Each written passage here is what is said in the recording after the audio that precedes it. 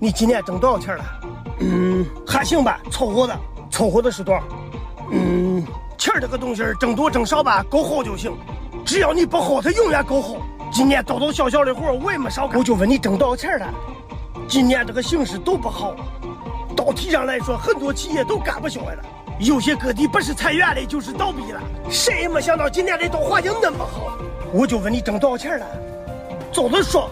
现在干快递的都想抓上去送外卖，送外卖的都想抓上去跑滴滴，跑滴滴的都想抓上去捞货，捞货的都想抓上去跑代销，跑代销的想抓上去摆地摊，摆地摊的想抓上去干快递。叫你说干啥容易？我就问你挣多少钱了？挣多挣少那都不重要，主要还得看你能存多少钱。